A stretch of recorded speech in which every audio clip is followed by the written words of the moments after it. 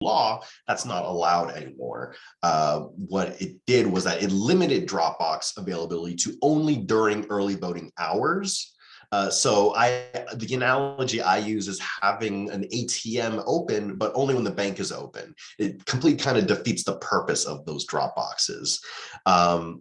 And among other things, when you signed up for vote by mail, it lasts, 2 election cycles. Well, now under this law, you have to re-up that request for vote by mail every election. It required additional information to request a vote by mail ballot. And as we know, ID requirements represent a barrier to voting for a lot of people. It made it a crime to collect ballots that don't belong to you or a family member. So what we've seen is, especially during the pandemic, what communities would do is they would sometimes delegate one person to collect people's ballots and turn them in. And we've seen that in churches as well with their congregations, helping them vote. That is now illegal. And in fact, this year under Senate Bill 524, which I'll get to in just a second, they upped that from a misdemeanor to a felony. And one of the other provisions of Senate Bill 90 that got a lot of play in the press was similar to the Georgia law that passed that same year. It banned what's called line warming, which is if someone's waiting in line, you can't approach them with food or water to help keep them staying in line. So that law was litigated in federal court. Literally just yesterday, a decision was handed down, which I'll get to in just a second as well.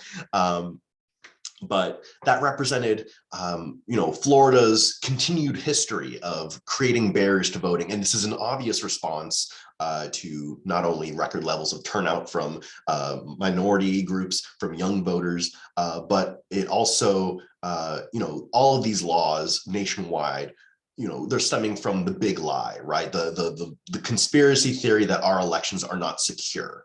And ask any election administrator in the country, and you will find that they are very well run. In fact, Florida's Governor DeSantis wasn't wrong when he said in 2020 that Florida's elections were well run and very transparent and open. It's a process that we all can trust. So kind of moving on to this past year, this legislative session that just ended at the beginning of March, they came back again and they said, all right, well, we haven't had a major election in the time that we passed Senate Bill 90, so let's change election law some more, right? Because that'll end well. So what they did was they came back and they passed Senate Bill 524, which originally had some really problematic language that would have required additional identifying information on vote-by-mail ballots that we've seen in Texas when they passed a similar law. Some counties reported up to 40% of their vote-by-mail ballots were rejected. It was completely inane, and our supervisors of elections hated this measure, and they really advocated against it. Eventually, it was taken out of the bill, and they came back and said, okay, well, the Division of Elections needs to conduct a study to see what kind of measures we can do. So that's TBD. But one of the provisions that is really concerning to us with this bill is it creates the Office of Election Crimes and Security. It's basically an elections police force that that will be under the Department of State to investigate supposed election irregularities, right? And again, this is the specter, the myth that our elections are not secure, that they're not open, and that they're not transparent, when that is obviously not the case. There are no guardrails in this legislation to prevent that office from becoming politicized. The Department of State is overseen by the Secretary of State, which is a political appointee by the governor. So we're very concerned about that kind of lack of demarcation of duties and reporting and investigations. It has the potential to really become a partisan tool, which obviously is detrimental to our democracy itself.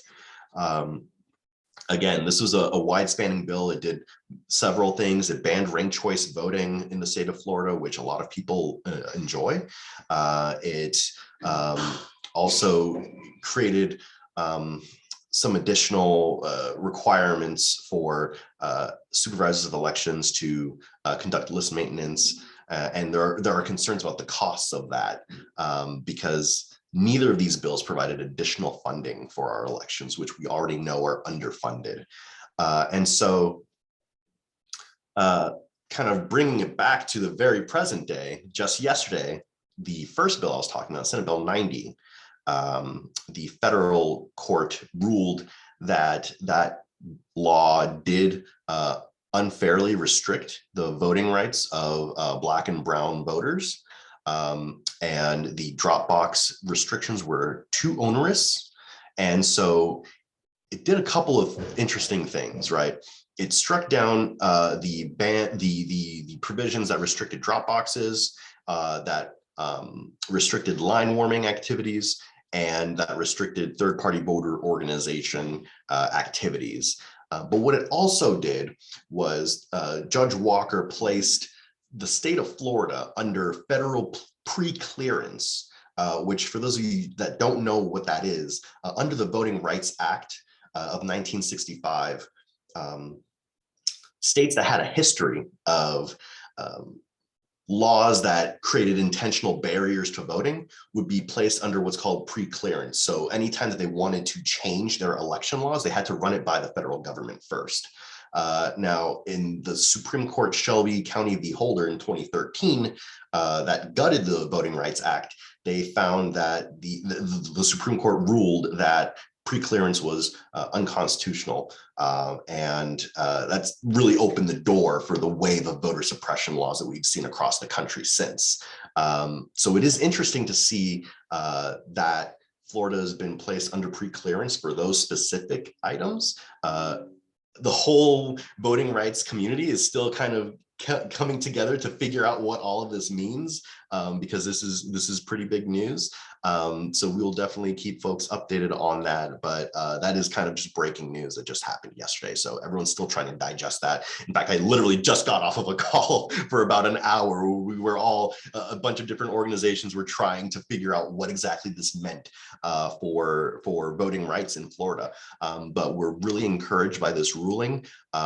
You know, if you read the news, they're speculating that it will likely be appealed. I wouldn't be surprised if the state didn't appeal. I wouldn't be surprised if the state did appeal that decision to a higher court. But for now, we'll celebrate this win for the freedom to vote in Florida.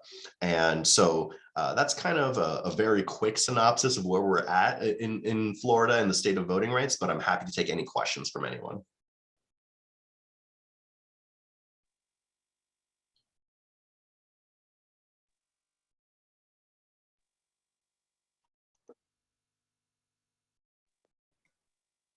Yeah, Bennett, go for it if you have a question. Yeah, folks want to raise their hands in the Zoom, that would be helpful. And I could just call them votes if you want to do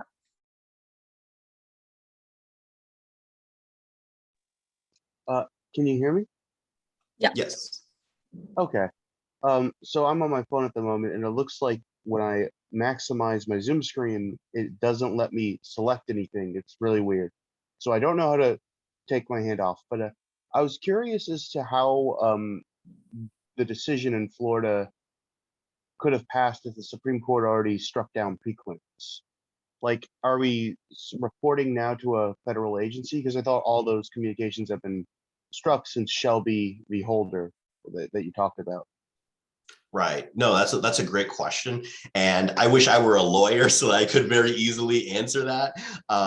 But unfortunately, I'm not a lawyer. But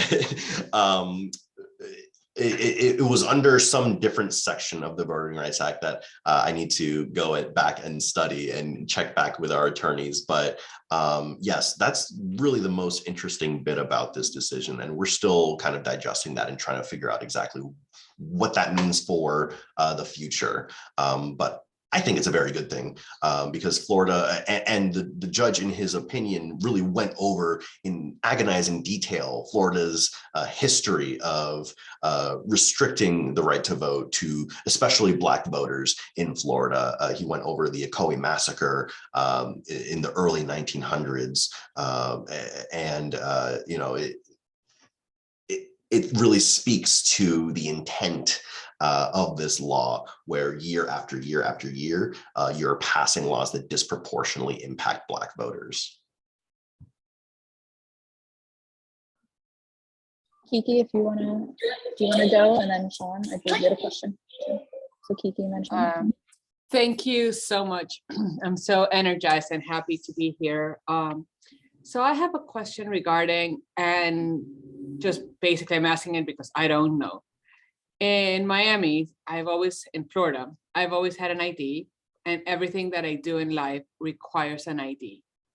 I know there's a lot of restrictions that make voting very hard, but I might just be ignorant in this issue, but doesn't everyone have an ID for driving a car, opening a bank account, getting a library card, going to school?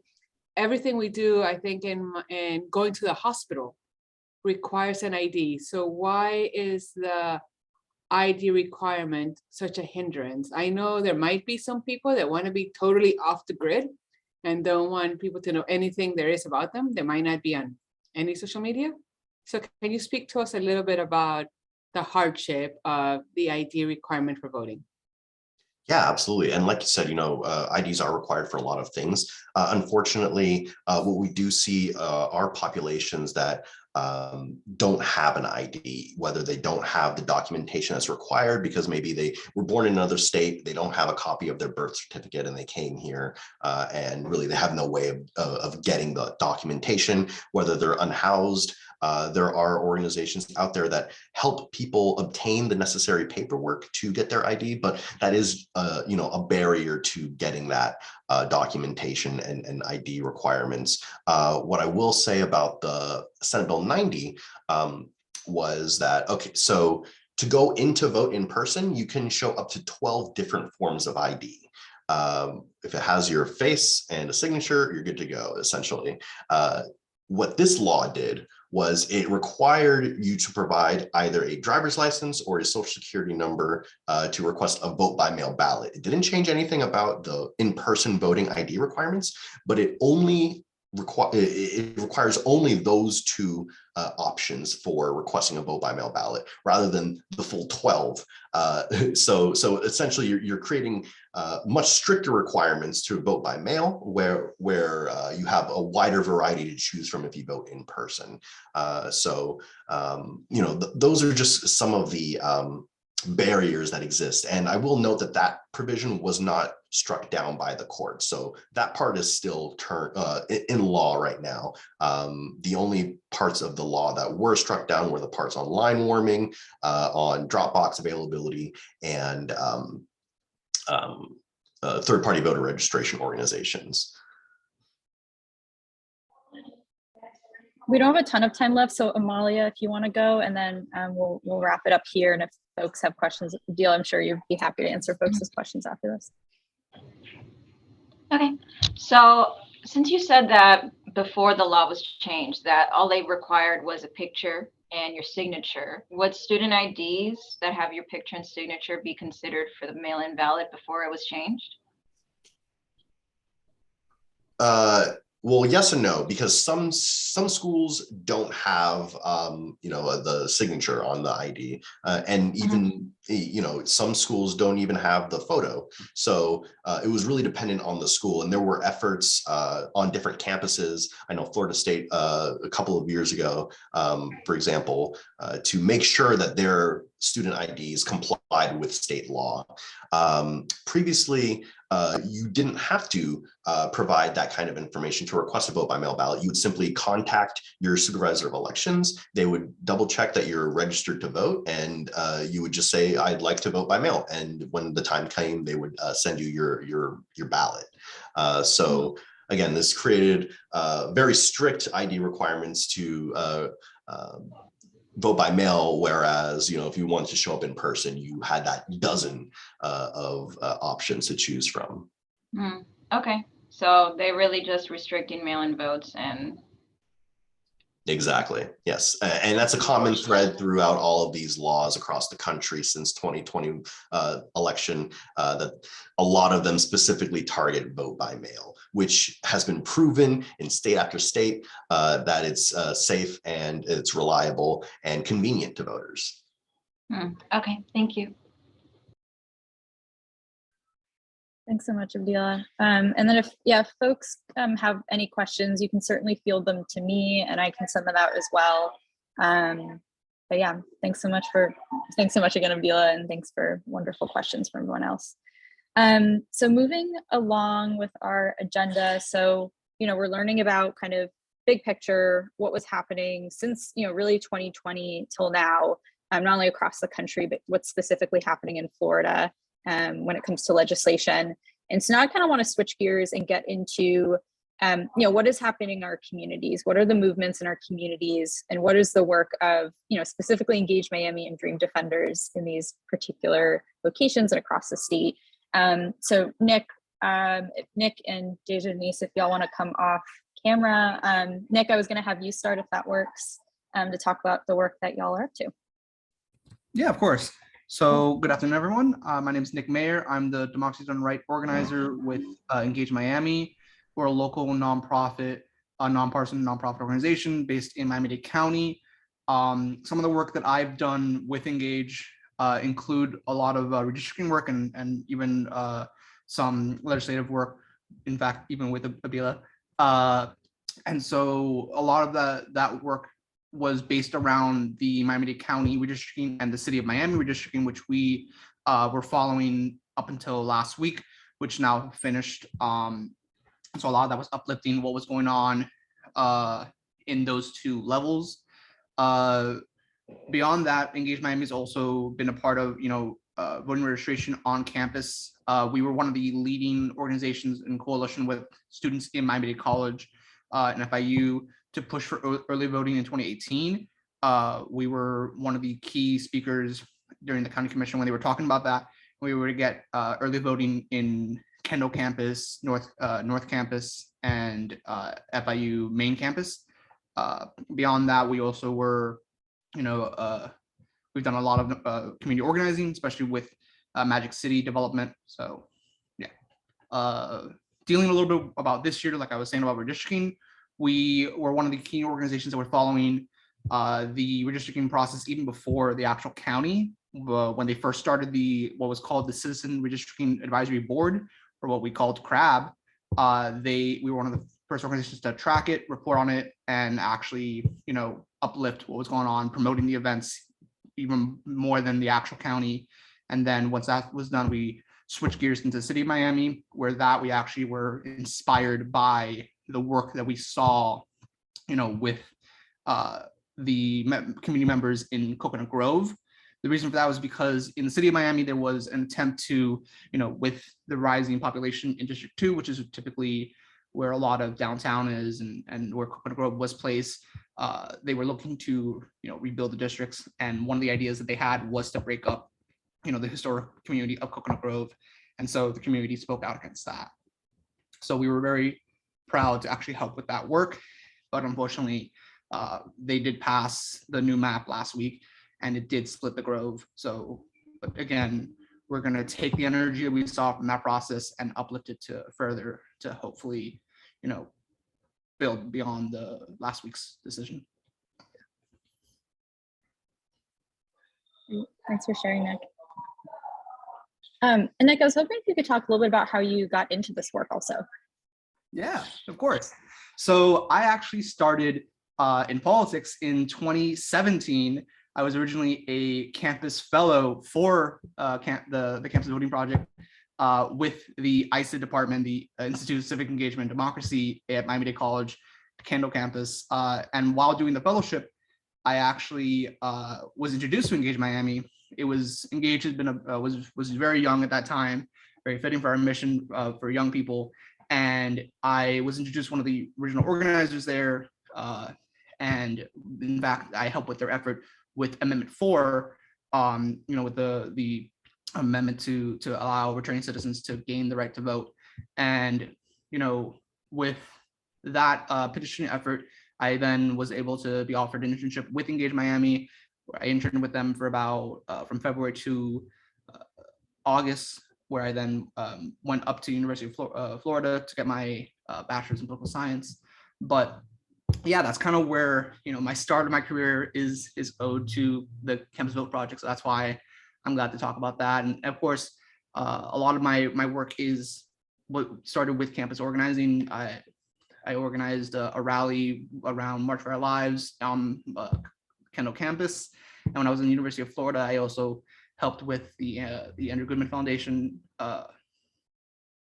with their campus organizing. So, you know, campus organizing is in my DNA. Sweet. Dejanice, I'll pass it over to you. Talk about Dream Defenders and what y'all are up to in St. Pete. Okay, cool. Thank you. Well, yeah, my name is Deja Denise. I use they, them pronouns, and I'm the St. Pete lead organizer with Dream Defenders.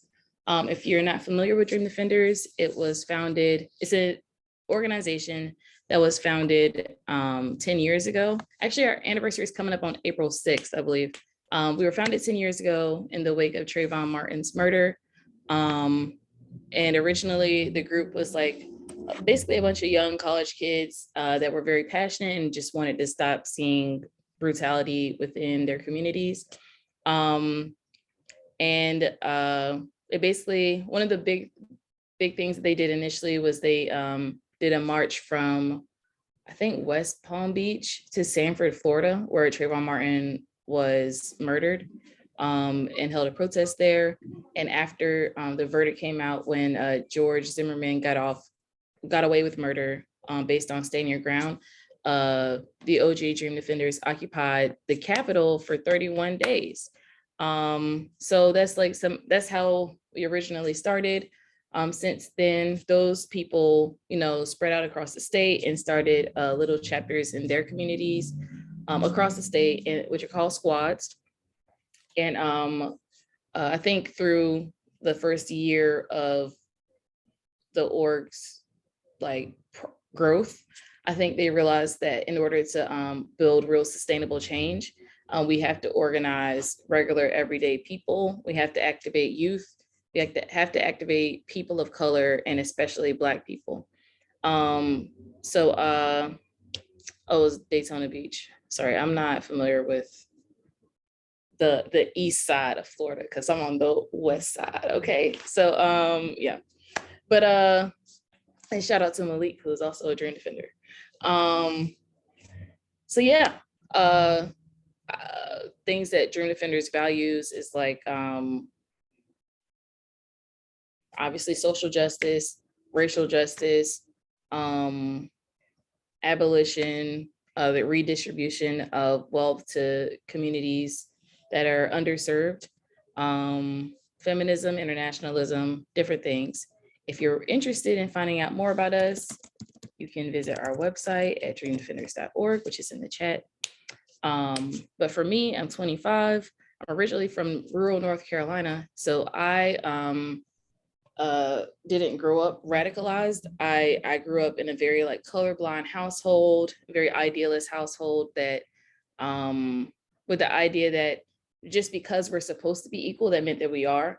So it took a lot of intentional research after seeing Trayvon Martin get murdered to even be able to be aware of the fact that there is that systemic racism even exists, or that a lot of these issues that marginalized people deal with are institutionalized. So I didn't find an org like this in North Carolina, but I studied sociology and African-American studies. So when I did move to Florida and the protests happened in 2020, I was lucky enough to meet Dream Defenders out at those protests.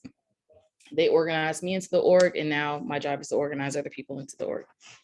So yeah, so for us, we do a lot of different stuff across the state. We have squads in Miami. A lot of the OG Dream Defenders were based out of Miami and Broward. So we have the Healing and Justice Center there, which is really cool. I wish we had it here. And the goal is to eventually have it here too.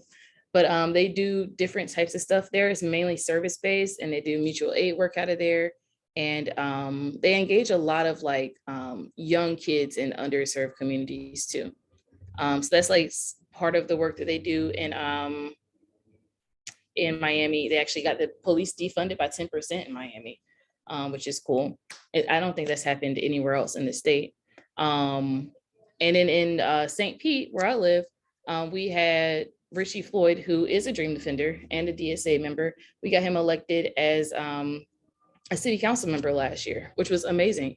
And a lot of people were really like, the vast majority of his district actually did support him. He had a genuine grassroots campaign.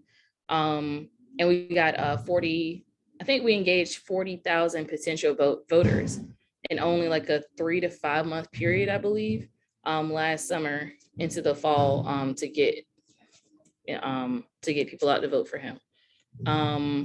For me, the type of things that I engage my squad around is, well, we try to be as community-based as possible. So one of the things that we're doing right now that we just relaunched is called Books and Breakfast, which is something that came out of the protest in Ferguson. When the Ferguson uprisings happened in 2014 after Mike Brown was murdered. Sorry,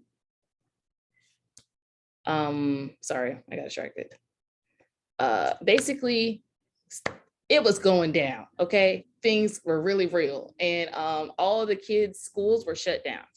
So so that the kids weren't bored or or left at home aimless, organizers there decided to organize Books and Breakfast. So it was an opportunity for kids to get books and get education and get the free food that they would have gotten from school. So one of our organizers that was up there in Ferguson during that time brought that to Florida and to St. Pete specifically. And we basically started the program here. Because even though, none of our schools were shut down or anything, a lot of kids don't have access to food on the weekends if they can't get it from school for free, and don't have access to books that are genuinely educational or that are written by people that look like them or written for people that look like them. So that's something that we've restarted recently. We based it out of Childs Park, it's a neighborhood on the south side of St. Pete. And we just try to get our community out to engage with us. We give them free stuff in exchange for their time, energy, and just like a chance to connect. So that's what that looks like for us.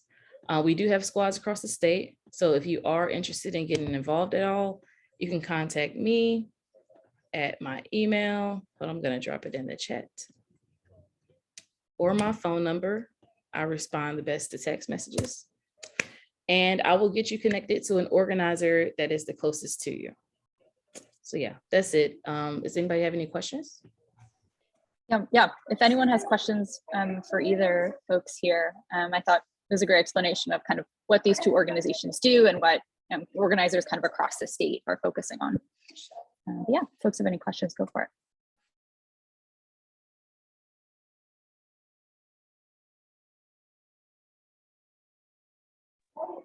Cool.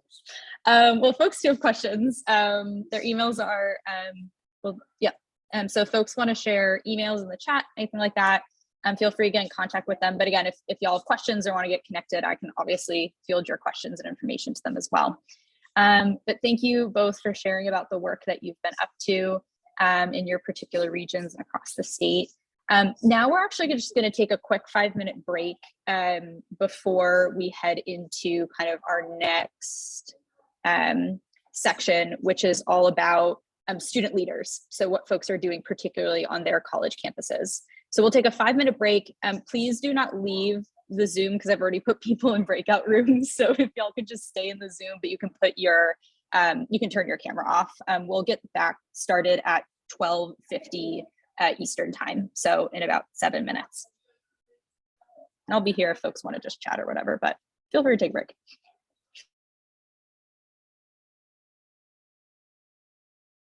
Themselves, they're all paid.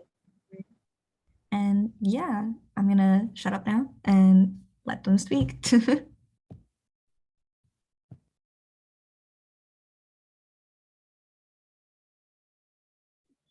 Hi, I'm Quanzel. I am a junior studying political science at USF, and I am a civic engagement intern with USF PIRGs for the New Voters Project. A little bit about me, I'm a first generation American and college student, and I'm just excited to share about what PIRG does around campuses in Florida and especially at USF.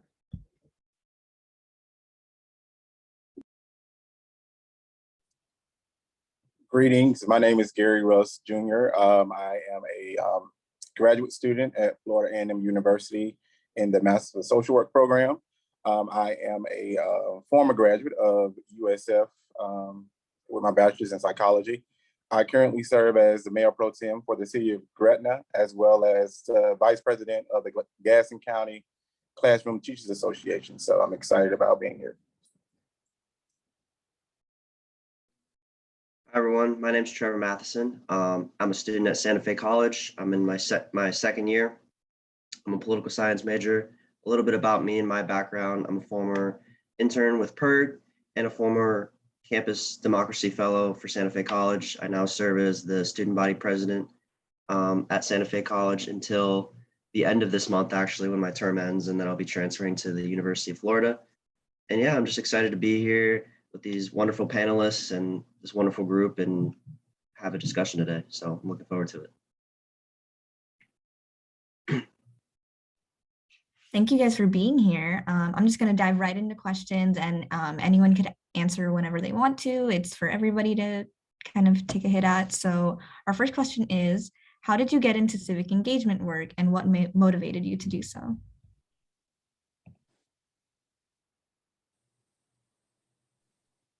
Well, that's a good question. Oh no, Quanzel has her hand up. I'll let her go. Okay, you can go first. It's all right. I'll go after. Okay, sorry about that. Yeah, so pretty much what got me into civic engagement, voter engagement, it was a couple years ago. It was right before the 2020 election. And I think it was that fall, I was kind of just looking at the political landscape and seeing, with the pandemic and everything, there was a huge need for a lot of people to just kind of get involved, encourage people to vote by mail, vote safely during the pandemic. And I was in student government at the time. I wasn't student body president. I was just in Senate and student Senate.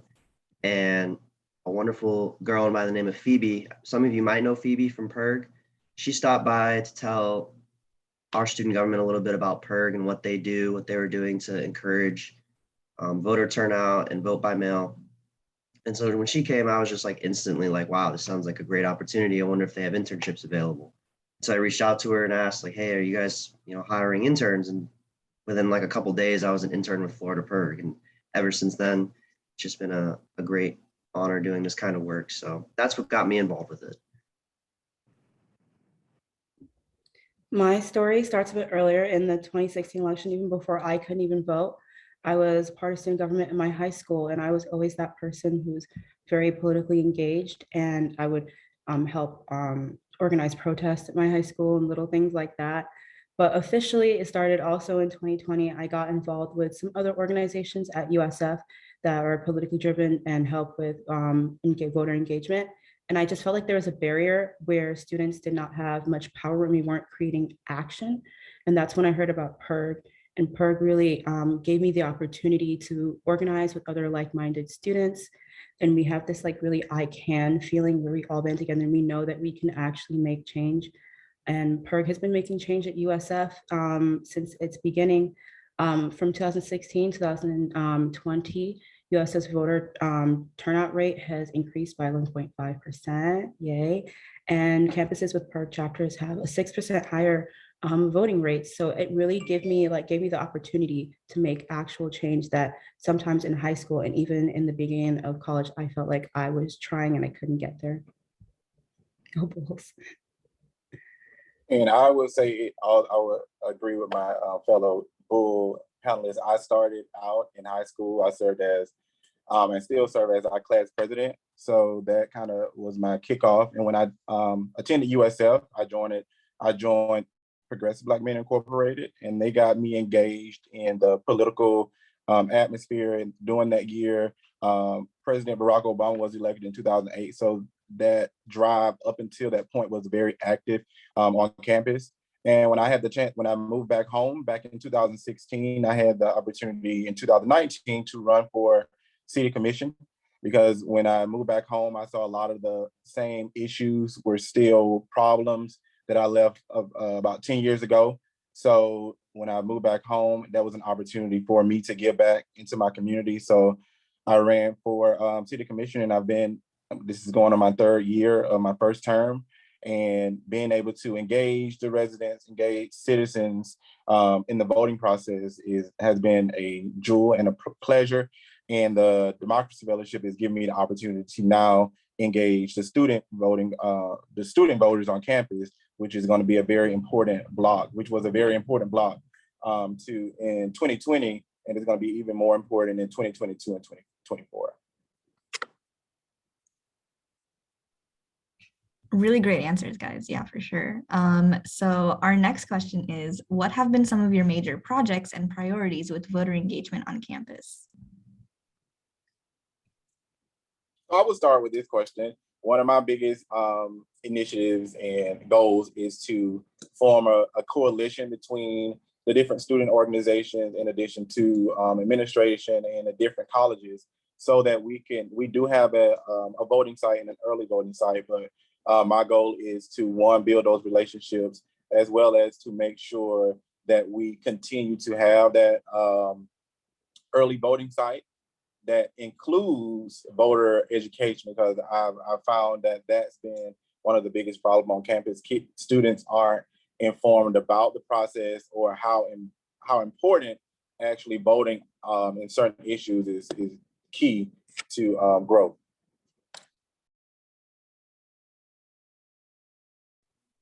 See, it's funny you mentioned the voter site, Gary, because that's actually something we've been trying to do. So at Santa Fe College, for those of you that don't know, it's in Gainesville, right down the street from the University of Florida.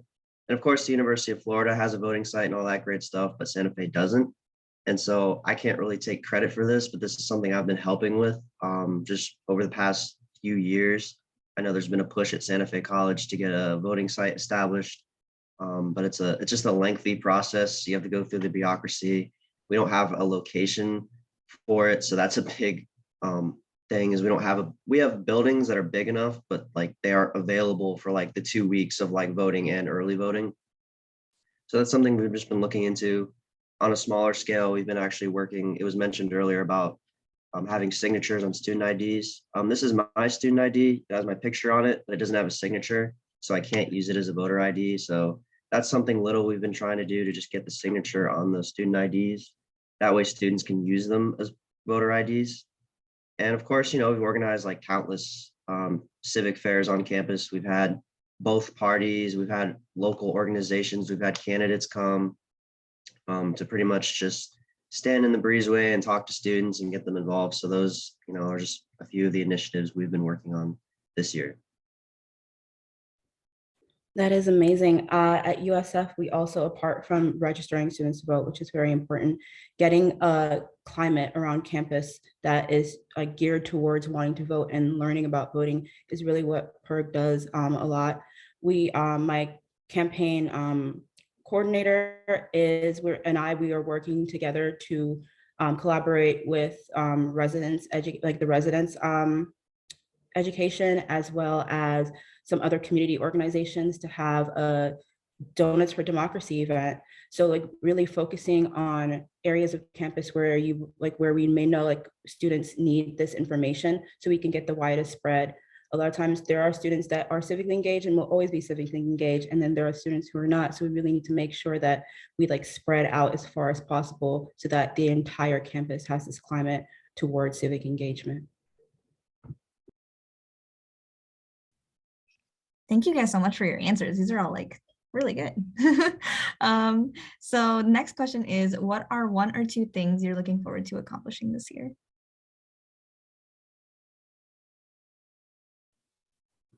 That's a good question. Like I said, the voter site's a big one. For me, I'm in kind of a weird state. I'm about to graduate from Santa Fe and transfer to the University of Florida. So like I said, just continuing those efforts on the signatures, on the the student IDs, which is very close to being done. It's just kind of like a monetary issue, paying for like the new IDs, the new format. And then of course the voter site.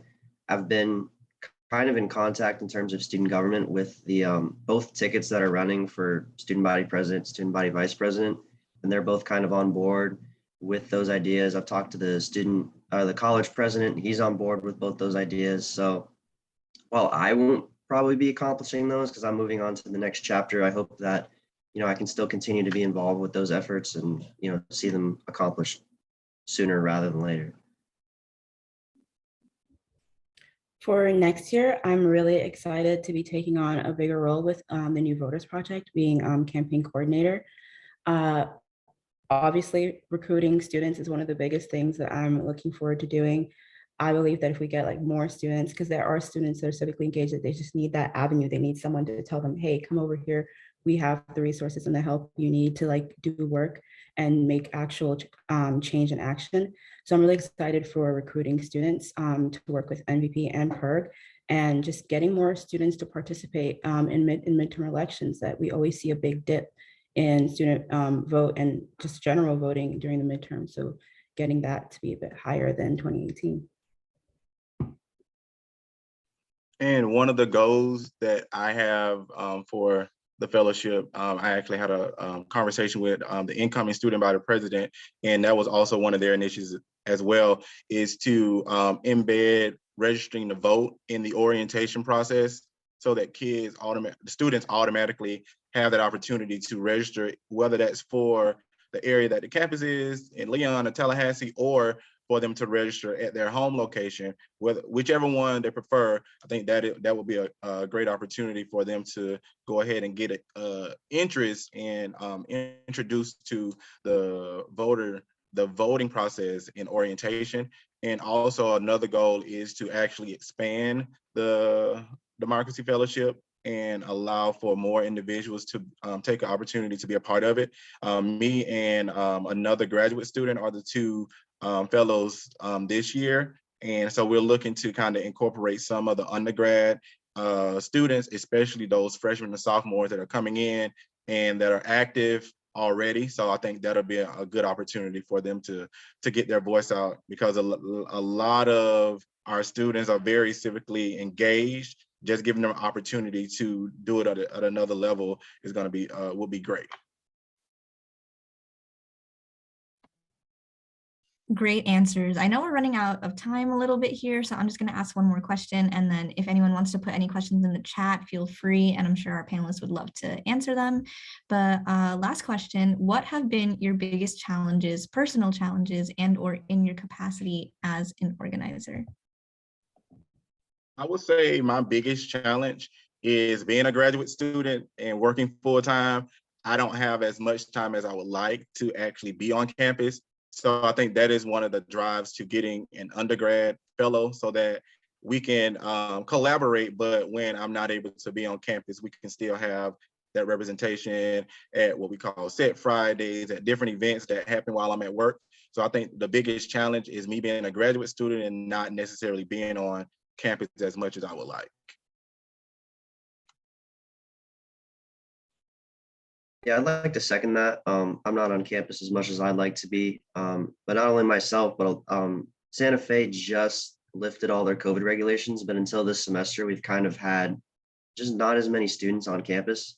And of course, when you're trying to engage students on campus and there's no students on campus, it's kind of difficult to do. So of course, we've still found those motivated individuals. We still found those people that want to register to vote, want to be involved with the voting process, but it's just a lot harder to find those students on like a Zoom environment like this, as opposed to on campus. So hopefully in the fall, there'll be more students on campus and they'll be safe, and it'll be a little easier for students to register vote on campus and be involved with that stuff right before the midterms. But that's kind of been the biggest struggle for me, is just finding those students on campus that want to be involved. I also agree with both Gary and Trevor. COVID has really like hindered the ability to just be out there and let like the whole of campus know that this is who we are and this is what we're doing. Visibility, we've been working on visibility a lot this semester as we've been transitioning to being on campus full time. And it's been really amazing to be able to go out there and table and put up posters and let everyone know, like, this is PIRG. Working with other student organizations has also helped with the visibility that we probably didn't really gain during the pandemic, during like restrictions.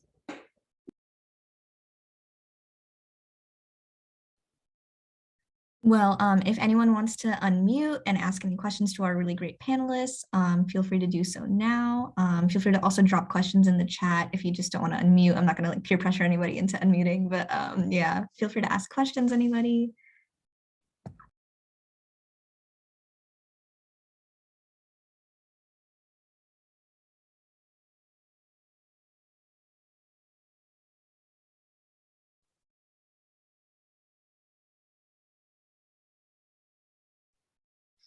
Sweet. I guess we could just wrap it up from there, if that works for you, Swaggle. I was going to pass it back over to you if no one Okay, has perfect. questions. All right. So now what we are going to do is, before we head into breakout rooms, Jaslyn from Vote Riders, and we'll be talking about the work that they're up to in Florida as well. So Jaslyn, I'll hand over to you. Awesome. Thank you so much. So I am so happy to be with y'all today. I'm very moved by the work that young student activists do now and always. I started my career in I guess the political realm when I was super young, a freshman in college, and I was doing voter registration. And I've now been here for, I started this job when I was graduating, when I had just graduated college, and it's been 4 years now. And now I am starting my master's program. So I am a student for life and always learning. So I'm really happy to be learning from you all today. With that being said, it's just like an ongoing process of knowing what you're passionate about and knowing how you want to contribute to your community, and really happy to be able to see that in all of you today. So I'm going to go ahead and share my screen. I have a super short PowerPoint to share. So as mentioned, I'm with Vote Riders. I am the state outreach director with Vote Riders. So I focus on outreach for our organization to reach other nonprofits in states with strict ID laws, meaning that they focus on having short requirements as opposed to states like Florida. So I work with organizations around the country to be able to educate the community on what they need when they go to vote or when they need to go vote by mail. We are a 501c3, meaning we are a nonpartisan nonprofit organization. We were founded in 2012 with the idea that we would focus on voter ID. At the time, there were a bunch of organizations that did voter registration work. However, there were not any that focused on helping citizens obtain an ID if they didn't know how. So at the time when we were founded, our founder realized that there were a lot of organizations that were doing voter registration work, but if someone had a question about ID, usually they were referred to their congressional office, and there wasn't a whole lot of resources on ID, and especially voter ID. So we educate the community on what is required by your state, or what the different lists of IDs are that you can bring to your polling place. In addition to that, we also cover all costs of driver's licenses, state identifications, transportation to and from the DMV through our corporate partnership with Uber. And we also are able to cover the cost of supplemental documents, of birth certificates, marriage certificates. I know we had a really great conversation going in the chat where someone noted that there are really wonderful things going on within our state government, other states as well. Kansas currently has something along the lines of being able to push for making IDs cheaper for those that are below the poverty line, and Florida does as well. So if you're a WIC recipient, you can obtain your state ID that's non-driving for $5. But yeah, that's kind of it. And so we also teach about how you can go ahead and spot programs like that, or where certain people might fall into the criteria of being able to have their ID costs dropped. In addition to that, if you are homeless, your driver's license cost goes from $64 to $34. But I also do want to note that the cost of getting the supplemental documents is also an additional cost. So someone dropped a really wonderful resource in the chat where we can see all the different costs of each state for their birth certificate. And that is a cost within the state itself. As an organization, we do order online through the Vital Statistics website, Vital Check.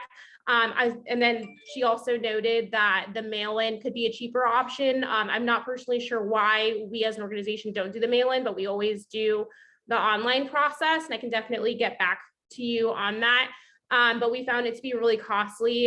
The most I've seen we've spent was $300 on one woman that needed her ID to go to the doctor, and she was just diagnosed with stage 4 cancer in Florida. And she was from Pennsylvania and just had lost her ID, and it was not a driver's license, it was a state ID. And she had been married twice, that's 2 marriage certificates, and she also needed her birth certificate from the state of Pennsylvania.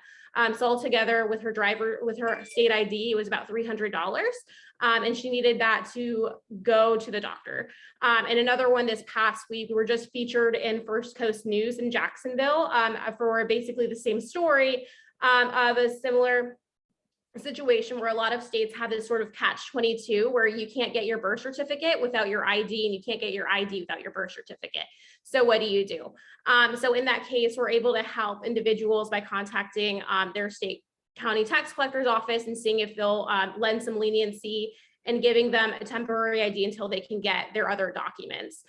So if you ever find yourself in a pickle like that of not being able to order your document because you don't have an ID and vice versa, or you don't have the funds to be able to cover the cost of your ID, please feel free to reach out to us and share our phone number and spread it like wildfire. That is exactly what we are here for, is to help citizens obtain their ID.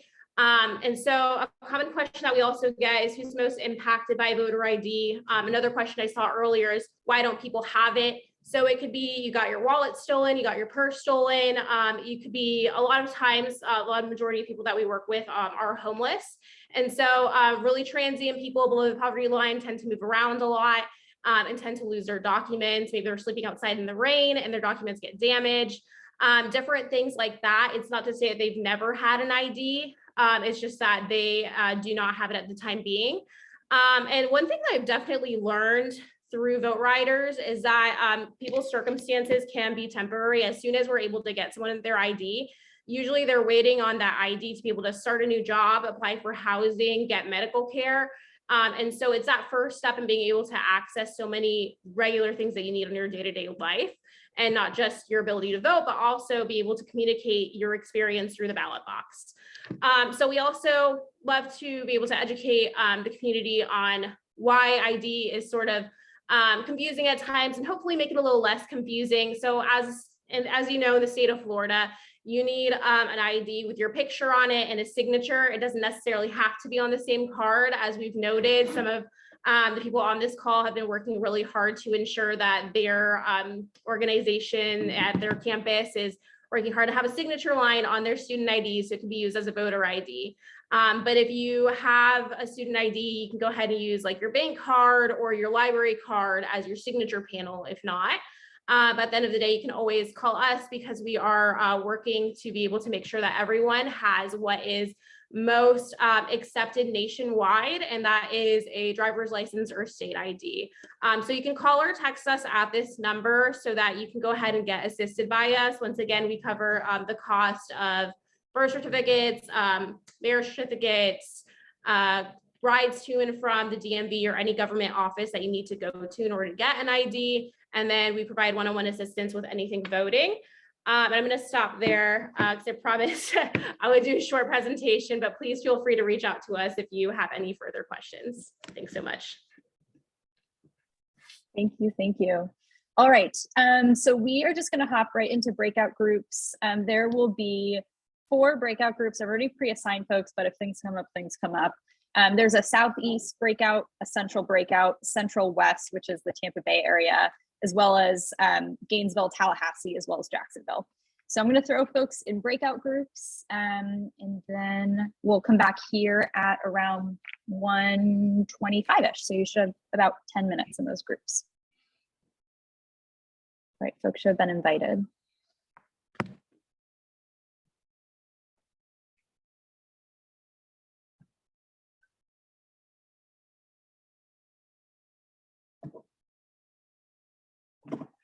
All right.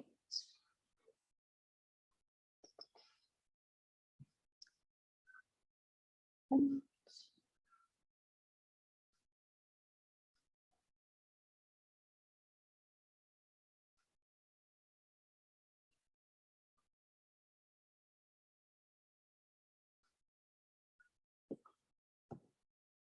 All right, Bennett, I'll put you there. Paulina and Celine. I wasn't sure where y'all are zooming in from. They are here.